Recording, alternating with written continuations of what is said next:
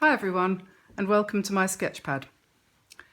I thought we would just take a quick look at some of the paintings that I've done over the years and how I collect them together into a very inexpensive sketchpad which does the trick. All I have here is a little pile of paper that I've cut to size. I think this is about 6x4.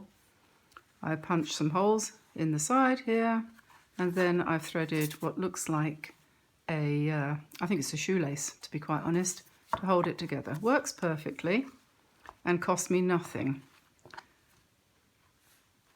No comment. Okay, I used to live in Canterbury, and here on the front of my sketchpad is a drawing I did in pen and ink of, I did it from a photo. And this has special importance to me because I took this photo one afternoon in Canterbury. I think it was about 1990, when the sky turned a very strange shade of dark orange. No idea why, but anyway, there it is. That's Canterbury Cathedral as seen by my imagination. So at that time I was starting to teach myself to paint, and with the help of books by David Bellamy and Ron Ranson and Roland Hilder, I plunged into the world of art. And as I've written here, landscape elements, I think this is out of probably, it must be Roland Hilder. Water, trees, hills, buildings, mountains, etc. All those things we have to learn how to paint if we're going to be landscape artists. I would like to say at this point I don't think I really became a landscape artist, but I can give it a shot if I have to. So there's a nice little riverside scene, a little bit like the one in one of my videos on this channel that I did, a 5-minute video. The first video I put up was a riverside scene, not unlike this one.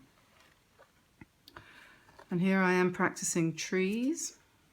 Here's another Kentish scene, evocative of Canterbury and Kent and oast houses, which people who come from England will be familiar with.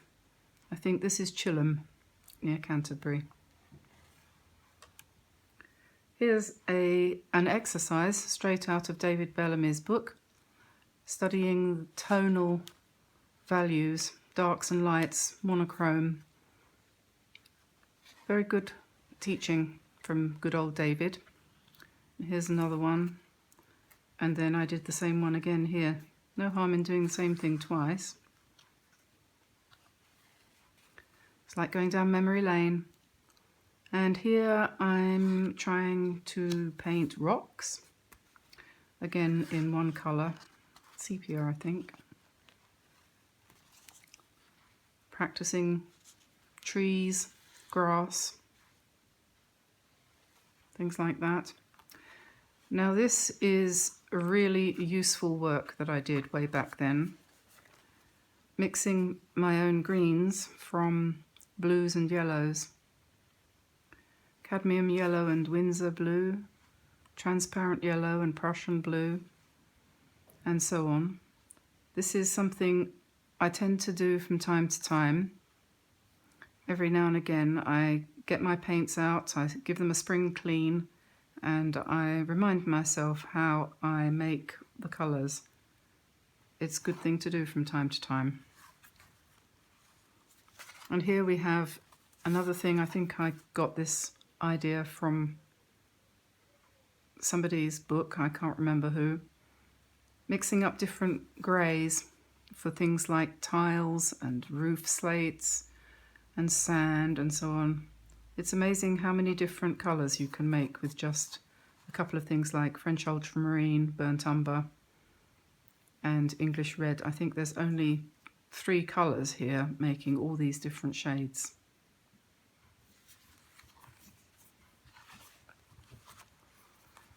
And then we have some more greens being very important. And here's a little sketch I did outdoors one day with my art group back in, oh, it must have been 2001, 2, something like that. Picture of the square at Chilham. Some scribbles and doodles.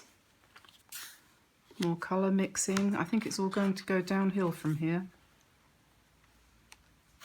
Value studies, different amounts of water.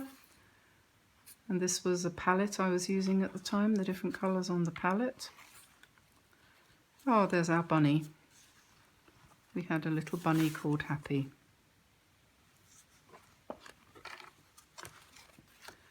And that's it, that's the end.